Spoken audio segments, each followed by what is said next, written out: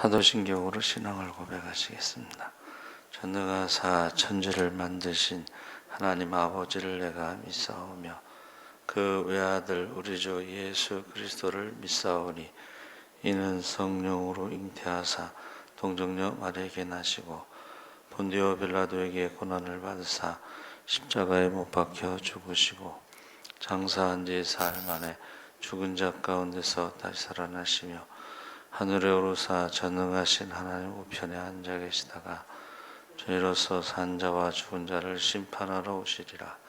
성령을 믿사오며 거룩한 공예와 성도가 서로 교통하는 것과 죄를 사하여 주시는 것과 몸이 다시 사는 것과 영원히 사는 것을 믿사옵나이다. 아멘. 찬송가 357장 찬송하시겠습니다.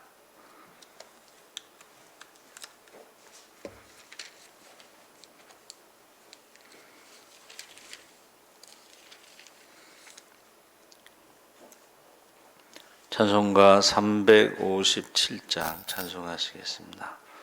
주 믿는 사람 일어나 다 힘을 합하여 이 세상 모든 마귀를 다쳐서 멸하세. 저 앞에 오는 적군을 다 싸워 이겨라. 주 예수 믿는 힘으로 온 세상 이기네. 믿음이 이기네. 믿음이 이기네. 주 예수를 믿음이 온 세상 이기네. 온 인류 마귀 계율로 큰 죄에 빠지니 진리로 띠를 띠고서 늘 기도드리세.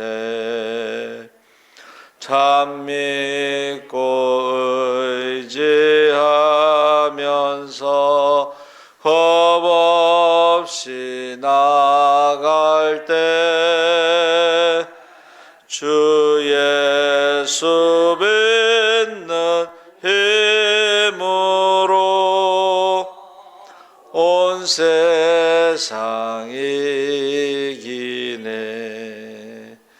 믿음이 이기네. 믿음이 이기네. 주 예수를 믿음이 온 세상 이기네. 끝까지 이긴 자에게 흰 옷을 입히고 또 영생 복을 주시니 참 기쁜 일일세.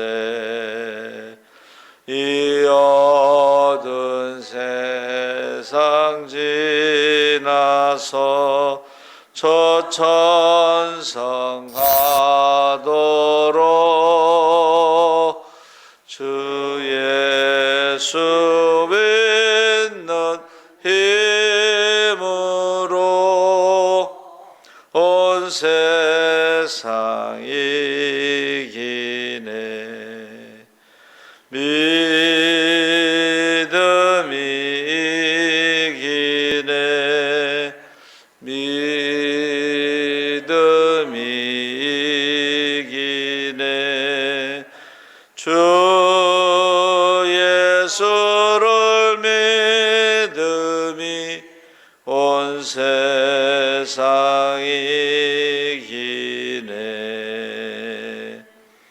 아멘.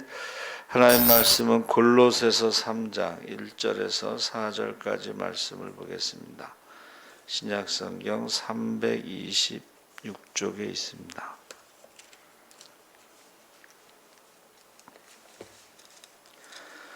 (3장) 1절에서 4절까지 우리 다 같이 읽겠습니다. 그러므로 너희가 그리스도와 함께 다시 살리심을 받았으면 위의 것을 찾으라. 거기는 그리스도께서 하나님 우편에 앉아 계시느니라. 위의 것을 생각하고 땅의 것을 생각하지 말라. 이는 너희가 죽었고 너희 생명이 그리스도와 함께 하나님 안에 감추어졌음이라. 우리 생명이신 그리스도께서 나타나실 그때에 너희도 그와 함께 영광 중에 나타나리라. 아멘. 할렐루야. 좋은 아침입니다. 잘 오셨습니다. 감사합니다. 오늘 말씀의 제목이 부활신앙입니다. 본문에 예수님의 부활이 곧 우리의 부활이라는 사실을 잘 보여주고 있는데, 본문에 그리스도와 함께라는 말이 3번 나옵니다. 1절에서 4절까지 3번 나오는데, 1절에 너희가 그리스도와 함께 다시 살리심을 받았으면, 3절에 너희 생명이 그리스도와 함께 하나님 안에 감추어졌습니다. 4절에 우리 생명이신 그리스도께서 나타나실 그때에 너희도 그와 함께 영광 중에 나타나리라. 그래서 우리가 예수를 믿으면 이제 세례를 받죠. 예수와 함께 죽고 예수와 함께 사는 그 세례를 받으면 예수님과 우리는 공동 운명체 하나가 되는 것이죠. 그래서 우리의 삶과 미래도 그리스도를 떠나서는 존재할 수가 없습니다. 그래서 함께 할 때 살게 되고 구원받게 되고 능력 있게 되고 주님이 기뻐하시는 삶을 살게 될 것입니다. 사는 것입니다. 그래서 그렇다면 예수님이 어떻게 사셨는가? 가장 중요한 것은 십자가를 지시고 죽으신 그 사건, 고통과 수치의 십자가를 지셨고 버림받은 그 십자가를 지셨는데, 거기서 주님이 죽음으로 끝났다면 그냥 우리를 사랑하셨다, 그 정도로 우리가 이해할 수가 있습니다. 근데 죽음으로 끝나지 않고 다시 사셨기 때문에 그 부활의 종교, 그 기독교를요, 말씀의 종교, 천주교는 예식의 종교, 이렇게 예식이 설교보다는 어떤 예식이 많죠. 그래서 어떤 분이요, 천주교 다니다가 성경을 읽다가 보니까 좀 아닌 것 같더래요. 그래서 이제 교회로 왔다 그러는데 이렇게 향 같은 거 하고 물 뿌리고 이런 예식이 많잖아요. 거기에 비해서 기독교는 말씀의 종교라 그랬어요. 종교 개혁도 오직 성경, 오직 믿음, 오직 은혜, 오직 하나님께 영광, 오직 예수 해서 말씀의 종교인데, 그 말씀의 핵심이 이제 예수 그리스도고, 예수 그리스도의 공생의 핵심이 십자가와 부활이죠. 그래서 우리가 재림 할 때의 휴거라고 제가 그랬는데, 그 재림과 휴거 사이에 부활이 들어가는 거죠. 그러니까 우리 몸으로 이 상태로 휴거될 수는 없어요. 그래서 부활의 몸으로 변화돼서 우리가 휴거할 수가 있습니다. 그래서 사흘 만에 죽음의 권세를 이기시고 부활하셨는데, 예수님의 부활은 첫 열매다 그랬어요. 그래서 예수님과 우리가 하나가 됐을 때 우리도 부활한다. 그래서 1절에 너희가 그리스도와 함께 다시 살리심을 받았으면, 이 다시 살리심이 부활을 의미하는 거죠. 그래서 부활이라는 뜻은 일어나다 이런 뜻이에요. 일어나다. 그래서 옛날 부흥사들이 잠자는 거는 죽는 연습을 하는 거고 아침에 일어나는 것은 부활을 연습하는 거다. 제가 어렸을 때 그게 기억에 남습니다. 그래서 다시 살리심을 받았으면, 이것이 공동 번역에서는 그리스도와 함께 다시 살아났으니, 고린도전서 15장에 아담 안에서 모든 사람이 죽은 것 같이 그리스도 안에서 모든 사람이 삶을 얻으리라. 22절 말씀입니다. 그래서 나팔 소리가 나매 죽은 자들이 썩지 아니할 것으로 다시 살아나고 우리도 변화되리라. 52절 말씀. 고린도전서는 15장은 이제 부활장이라고 그랬죠. 그래서 부활장의 결론 부분 52절이 우리도 변화되리라. 그래서 주님의 부활이 우리에게 가져다 주는 축복은 주님처럼 우리도 부활한다는 것입니다. 그래서 나팔 소리가 나매, 이 말은 이제 나팔절에 오신다. 나팔절은 1월 1일 신년절이라고도 부르는데, 새로운 해가 시작되듯이 주님이 재림하실 때에 우리가 새로운 삶이, 부활의 삶이 시작되는 것이죠.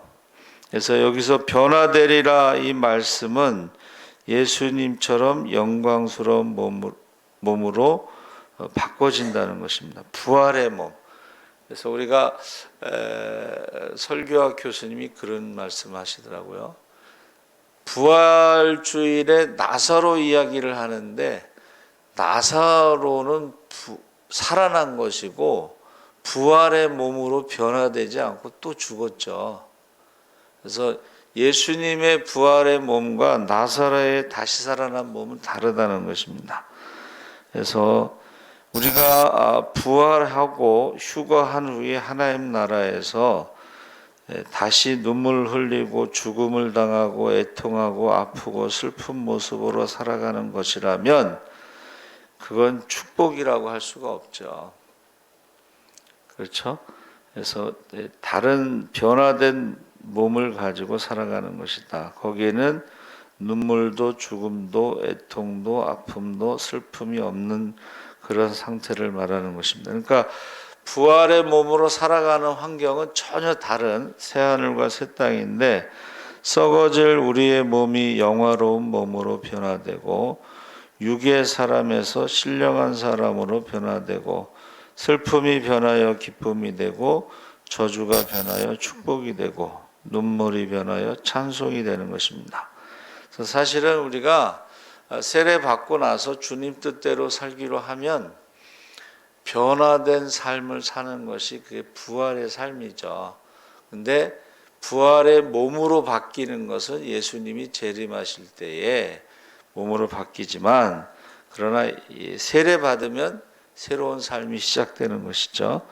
그래서 이 세상의 저주가 다 사라진 세상에서 주님과 함께 영원히 살게 되는 것, 주님과 함께 누리게 되는 부활의 삶이 축복이다 그랬습니다. 그래서 우리도 부활한다. 부활신앙. 주님이 첫 열매이기 때문에 주님과 함께 우리도 부활된다. 두 번째로는 우리가 주님의 보호와 인도하심을 받게 된다. 1절 하반절에 그리스도께서 하나님 우편에 앉아 계시느니라, 거기서 뭐 하신다 그랬죠? 우리를 위해서 중보기도 하신다 그랬어요. 그래서 두 가지 의미를 갖고 있는데, 우편에 앉아 계시다는 것은 부활하신 주님이 지금도 살아 계시다. 스데반이 이제 순교할 때에 하나님 우편에 인자가 있는 모습을 보았다 그랬죠. 그래서 지금도 살아계시다. 예수님의 공생애의 나사로를 살리시고 나인성 과부의 독자를 살리시고 회당장 야이로의 딸을 살리신 것처럼 주님이 지금도요 죽은 자를 살리시는 것입니다. 케냐 안정규 선교사님은 그 얘기를 해요. 죽은 자를 살리는 것은 아프리카에서 많이 일어나기 때문에 특별한 일이 아니라는, 특별한 일이 아니래. 죽은 자를 살리는 것은 아프리카에서 많이 일어난다. 그래서 그러나 그것을 부활했다고 말해서는 안 된다는 거죠. 죽은 자를 살리신 것이. 그래서 주님이 지금도 살아계시다는 것은 지금 하나님 우편에 계셔서 만물을 다스리시고 역사를 주관하신다. 그래서 우리가요 이 세상의 신이 잠시 동안에는 세상의 권세를 가지고 많은 사람들을 미혹할 수는 있지만, 그러나 예수님께서도 살아계시기 때문에 성령으로 우리와 함께 하시기 때문에 마귀를 다스리신다. 그래서 너희가 세상에서 환난을 당하나 담대하라, 내가 세상을 이겼노라 하고, 이 땅에서 하나님 나라가 이루어지는 것은 주님의 이름으로 마귀를 권세를 이기는 것이다 그랬습니다. 마귀를 내 이름으로 귀신을 쫓아내면 하나님 나라가 이루어졌다 그랬습니다. 그러니까 하나님 우편에 앉아 계셔서 우리를 눈동자처럼 보호하시고 인도하시고 지켜주신다는 것을 우리가 경험할 수가 있습니다.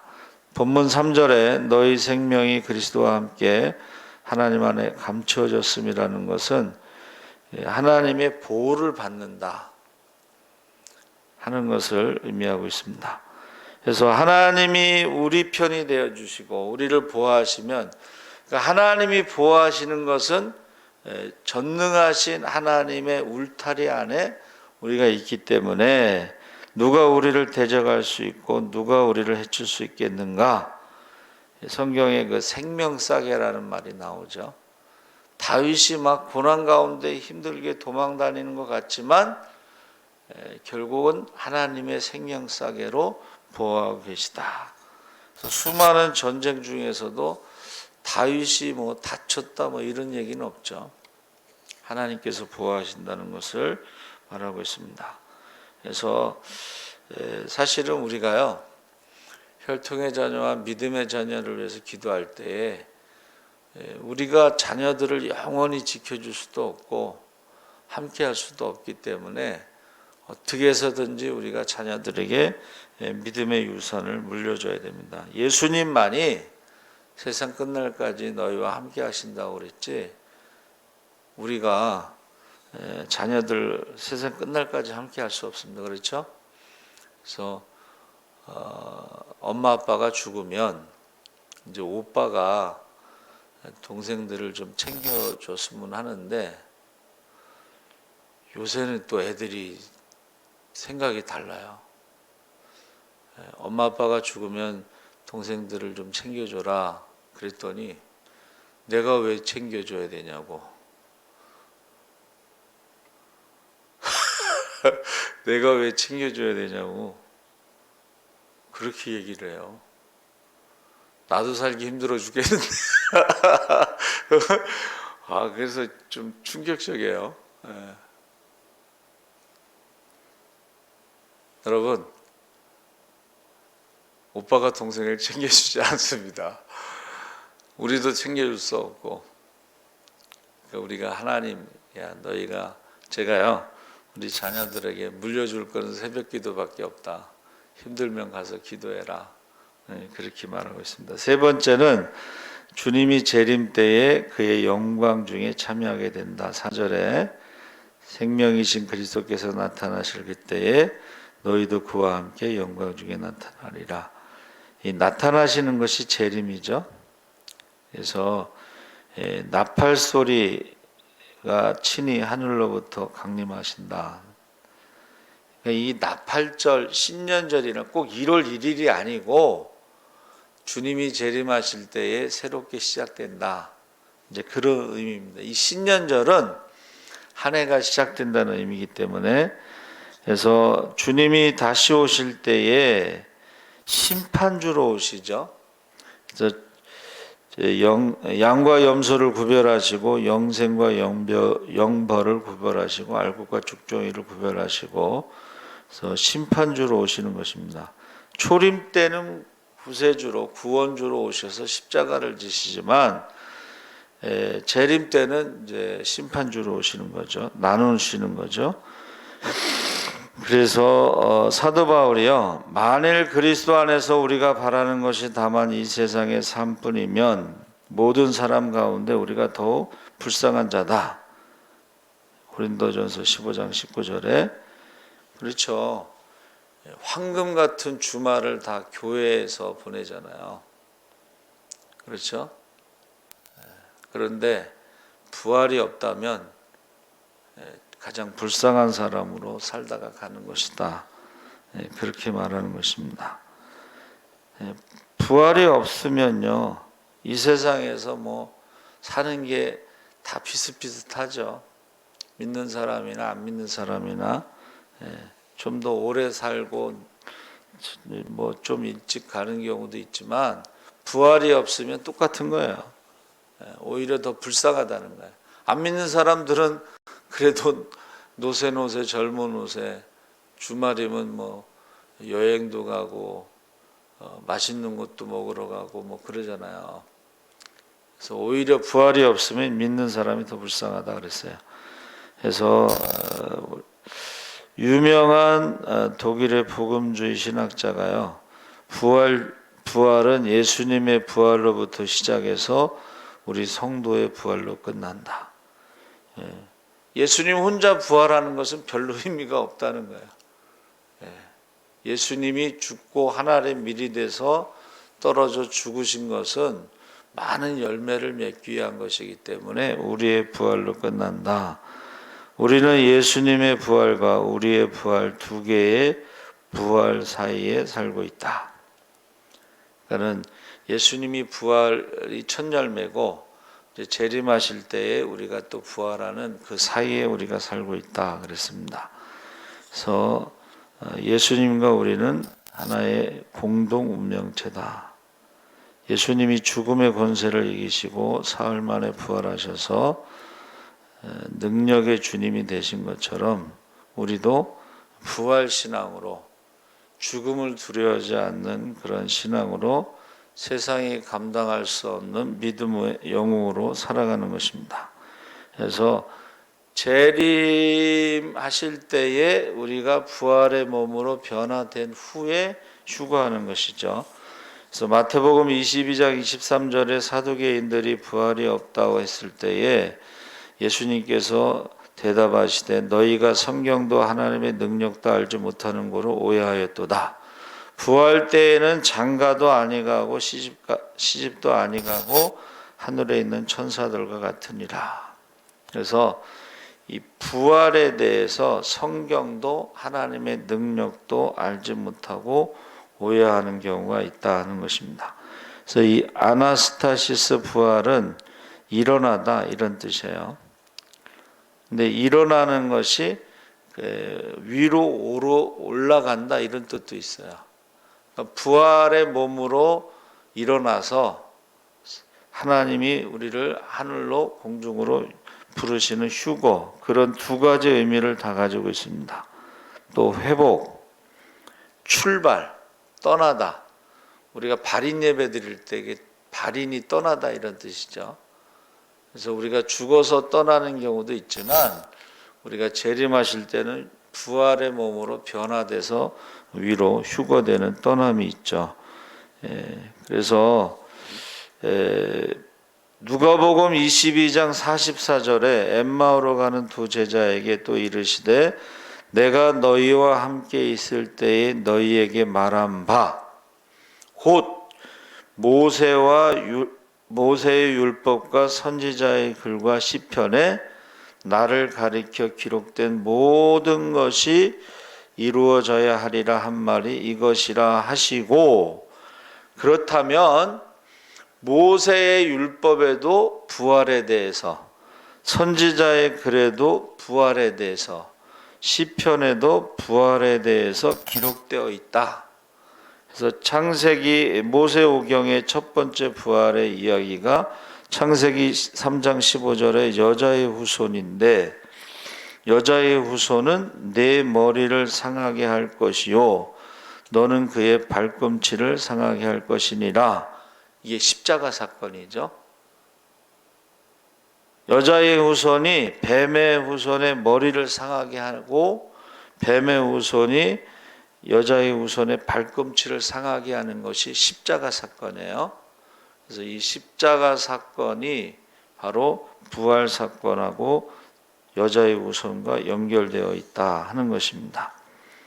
사탄의 머리를 깨고 밟아 철저하게 박살낸 사건이 바로 부활 사건이에요. 사망 권세를 이겼으니까, 사망이라고 하는 저주를 이겼으니까 이게 부활 사건이다. 아브라함이 독자 이삭을 바쳤을 때요, 히브리서 11장 17절 19절에 저가 하나님이 능히 죽은 자 가운데서 다시 살리실 줄로 생각한지라 비유컨대 죽은 자 가운데서 도로 받은 것이니라. 이삭을 번제로 바치라고 했을 때에 하나님이 능히 살리실 것을 믿었다는 거예요, 아브라함이. 그래서 죽은 자 가운데서 도로 받은 거예요. 그러니까 번제단에 올라가서 살아서 내려온 것이 이 부활 사건을 말하고 있는 것이다 하는 것입니다. 그리고 아브라함이 모리아산에 3일간 길을 간 것과 예수님께서 3일 만에 살아나신 것이 예표다. 요셉의 생애도 당신들은 나를 헤아려야 했으나 하나님은 그것을 선으로 바꾸사 오늘과 같이 만민의 생명을 구원하게 하시려 하셨나니, 이것이 요셉이 노예로 팔려가고 감옥에 갇히기 점점 낮아지는 거죠. 그리고 총리가 돼서 이제 많은 사람들을 살리는 것이 바로 부활 사건의 예표다. 출애굽기의 홍해 사건 기적도 사흘길쯤 광야로 들어가서, 그래서 출애굽기 14장 21절에 바다 위로 손을 내어 민데 여호와께서 큰 동풍으로 밤새도록 바닷물을 물러가게 하시니, 이것을 3일 만에 부활하신 예수 그리스도를 예표하고, 좌우로 갈라진 바닷물은 찢긴 휘장이고 찢긴 예수 그리스도의 몸을 의미하고, 홍해의 기적은 죽음의 바다를 가르는 명백한 부활 사건과 휴거의 예표다. 그러면서 이제 이스라엘의 절기도 6월절에 예수님이 죽으시고, 무교절에 예수님이 장사되시고, 초실절에 예수님이 부활하시고, 가을 절기에는 나팔절에 예수님의 공중 강림과 공중 휴거 사건, 이렇게 절기 이런 것들을 다 예수님의 부활에 대해서 증거하고 있다.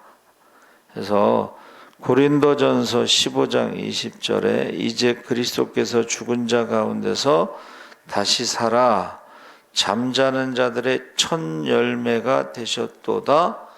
이 첫 열매가 초실절이죠. 초실절. 그러니까 6월절은 애굽에서 나온 사건인데, 그 애굽에서 나온 사건의 초실절이 바로 첫 열매가 예수님이다. 절기로. 요나 선지자의 글도 마찬가지로 내가 산의 뿌리까지 내려갔사오며, 낮아진 거죠. 거기서 다시 부활의 표로 예수님께서 마태복음 12장 39절 40절에 악하고 음란한 세대가 표적을 구하나 선지자 요나의 표적밖에는 보일 표적이 없느니라. 요나가 밤낮 사흘을 큰 물고기 뱃속에 있었던 것 같이 인자도 밤낮 사흘을 땅속에 있으리라. 해서 모세의 율법과 선지자의 글과 시편에서 부활에 대해서 말하고 있다는 것을 다 정리가 돼 있어요. 찾아보면 다 나오는데, 그래서 우리가 이사야 60장 1절 3절에도 일어나 빛을 발하라. 그래서 예수님이 부활은 열방을 비추는 빛으로, 희망으로 그 부활 사건을 설명하고 있습니다. 시편에도 많이 나오고 있습니다. 그래서 히브리서 2장 15절에 죽기를 무서워함으로 일생에 매여 종노릇하는 모든 자들을 놓아주려 하심이니. 그러니까 이 부활의 신앙은 죽음의 종노릇에서 우리를 자유케 하는 것이다. 지옥 형벌로부터 우리를 구원하신 은혜다. 그래서 이 휴거를 사모하고 소망하는 성도들은 주님의 보좌 앞에 그 믿음대로 부활의 몸으로 변화돼서 나아갈 것이다 그랬습니다. 요한복음 6장 54절에 내 살을 먹고 내 피를 마시는 자는 영생을 가졌고 마지막 날에 내가 그를 다시 살리리니. 살과 피를 먹고 마시는 것은 성찬식입니다. 사실은 이게 성찬식이 굉장히 중요한 거예요. 주님의 살과 피를 먹고 마시는 이 성찬식을 통해서 우리가 부활에 대한 신앙을 갖고 그것을 바탕으로 마지막 날에 우리를 다시 살리신다 그랬습니다. 그래서 저와 여러분이 이 부활의 신앙은 이제 죽음을 두려워하지 않는 거예요. 그래서 사도들이요, 성령 받고 두려움이 없이 부활에 대해서 증거하면서 그들도 죽음을 두려워하지 않고 순교를 할 수 있었던 거야. 부활을 전하면서 죽음을 두려워하면 어떻게 되겠어요? 순교하지 못하죠. 그러니까 우리가 부활이 없으면 가장 불쌍한 사람이다. 기독교는 부활의 종교예요. 사망 권세를 이긴, 사망의 저주를 이긴 부활의 종교예요. 근데 오늘 너무 죽음을 두려워하는 것 같아요. 죽음 앞에서 노래하는 종교. 며칠 후 요단강 건너가 만나리. 며칠 후. 뭐 하나님 만나는데 그렇게 뭐 차이가 나지 않아요. 조금 있으면 너희가 나를 보지 못하고 조금 있으면 보리라. 부활할 때에 조금 3일 만에 부활하시면 금방 보죠. 그리고 40일 동안 부활의 주님을 만난 사람들이 많았고, 고린도전서 15장 부활장을 쓸 때는 대부분이 살아있다 그랬어요. 대부분이 살아있기 때문에 고린도전서 15장을 쓸 때에 어떻게 거짓말하겠어요. 근데 대부분이 살아있었다는 거예요. 그래서 우리가 부활의 증인으로 살아가야 돼. 죽음을 두려워하지 말고. 그래서 세상이 감당할 수 없는 믿음의 영웅으로 살아가시기를 주의 이름으로 축원합니다. 아멘. 살아계신 하나님 아버지 감사합니다. 이제 우리가 부활의 증인으로 살아가게 하시고 사망 권세를 이기신 주님처럼 우리도 사망 권세를 저주에서 자유롭게 하여 주시옵소서. 감사하며 예수님의 이름으로 기도합나이다. 아멘. 하늘에 계신 우리 아버지여, 이름이 거룩히 여김을 받으시오며 나라의 임하옵시며 뜻이 하늘에서 이룬 것 같이 땅에서도 이루어지이다. 오늘날 우리에게 일용할 양식을 주옵시고 우리가 우리에게 죄 지은 자를 사하여 준 것 같이